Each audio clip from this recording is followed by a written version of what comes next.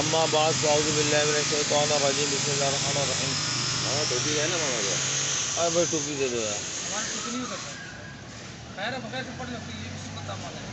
آپ صلی اللہ علیہ وسلم نے ارشاد فرمایا کہ بھئی انسان کو تقوی اختیار کرنا چاہیے اور انسان تقوی کے اوپر محنت کرتا رہے.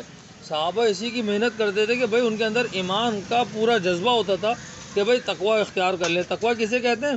تقوی اسے کہتے ہیں کہ بھئی انسان کو گناہوں سے بچنے کی اس کے اندر یہ صفت آ جائے. یہ صفت ڈالنی پڑتی ہے کیونکہ شیطان ہمارے ساتھ ساتھ جڑا ہوا ہے. فرمایا کہ بھئی شیطان ہمارے جو ہے نا وہ رگوں میں دوڑ رہا ہے. اور بعض علماء نے کہا کہ بھئی وما ابرئ نفسی ان النفس لعمارۃ بالسوء. یہ جو ہمارے اندر یہ جو نفس ہے نا، نفس یہ بچھو ہے جو ہمیں ہر وقت ڈستی ہے، کاٹتی ہے. کہا کہ بھئی انسان کا شیطان اس کا نفس ہے جو اس کو گناہوں کی طرف لے کے جاتا ہے. فرمایا کہ بھئی انسان اگر گناہ سے بچنے والا بن جائے تو بھئی اس کا نفس جو ہے وہ مسلمان ہو جائے.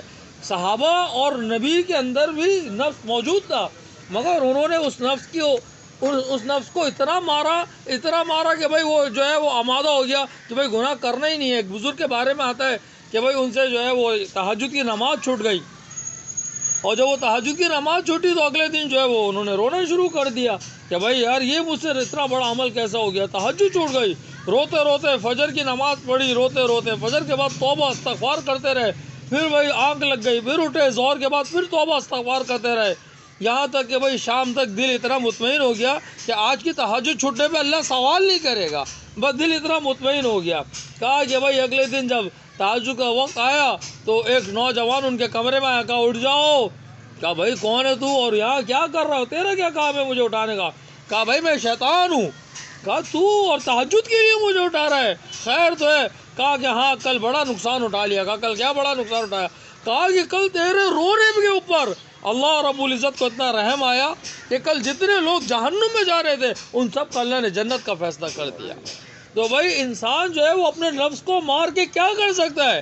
بھائی دیندار بنا سکتا ہے مگر یہ مارنے والا انسان کے اندر جو ہے نا وہ کیڑا یہ پیدا کرنا پڑتا ہے بھائی کہ بھائی اس کو اللہ کے سامنے رونا پڑتا ہے، دعائیں کرنی پڑتی ہیں. آج ہمارے پاس دعاؤں کا وقت ختم ہو گیا تو اللہ کی رحمت کے دروازے بند ہو گئے. کہا کہ انسان بچہ جب تک مانگتا رہتا ہے ماں دیتی رہتی ہے، جب مانگنا چھوڑ دیتا ہے ماں دینا چھوڑ دیتی ہے. اسی طرح انسان جب تک اللہ رب العزت سے مانگتا رہے گا اللہ رب العزت اس کو نوازتے رہیں گے. جب وہ مانگنا چھوڑ دے گا تو بھائی اللہ رب العزت اس کے حال پہ چھوڑ دیں گے. کہا کہ بھائی جس کے حال پہ اللہ نے اس کو چھوڑ دیا وہ دنیا میں بھی ہلاک اور آخرت میں بھی ہلاک ہو گیا. کہا کہ بھائی آپ صلی اللہ علیہ وسلم نے کہ انسان جو ہے موت تک فکر کرتا رہے اور مانگتا رہے. کیا کرے بھائی؟ یہ دو کام کرے، فکر کرے اور مانگتا رہے. کہا کہ جو موت تک فکر کرتا رہا، فکر کیا یار نماز کا وقت ہو رہا ہے، نماز پڑھنی ہے، چلو یار تسبیحات کر لیتا ہوں، چلو کوئی ذکر اذکار کر لیتا ہوں. کہا کہ جنت میں جانے کے بعد اگر کوئی شخص پریشان ہوگا تو کس چیز سے پریشان ہوگا؟ بھائی بیگم نظر نہیں آ رہی، اس سے تو پریشانی کی بات ہی نہیں ہے. بھائی بچے نظر نہیں آ رہے اور خیر ہے.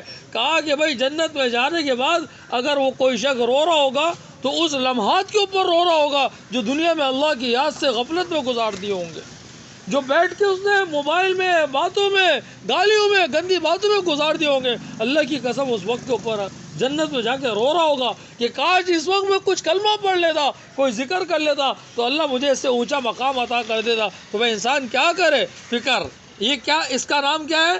فکر. کہ بھائی فکر کر رہا کہ بھائی میں نے جو ہے وہ کیا کرنا ہے، کلمے کی تسبیح پڑھنی ہے، سبحان اللہ کی تسبیح پڑھنی ہے، استغفار کی تسبیح پڑھنی ہے. بھائی اس کی کیا کرنی پڑے گی؟ فکر کرنی. جب فکر کر لو گے اللہ رب العزت موت جو ہے وہ کلمے والی عطا کر دے گا اور جو کلمے کی موت مر گیا وہ کامیاب ہو گیا. فرمایا ابو ذر ساتھ بیٹھے ہوئے تھے، آپ صلی اللہ علیہ وسلم نے فرمایا کہ جو کلمے کی موت مارا وہ کامیاب ہو گیا. تو ابو ذر غفاری رضی اللہ تعالیٰ عنہ نے فرمایا اگر وہ چور ہو، کہا چور کیوں نہ ہو، کہا زانی ہو، کہا زانی کیوں نہ ہو، کہا تو تب بھی کہا ہاں صرف وہ شراب کا عادی نہ ہو، سود خور نہ ہو، اللہ کے کسی کام میں جنگ نہ ہو.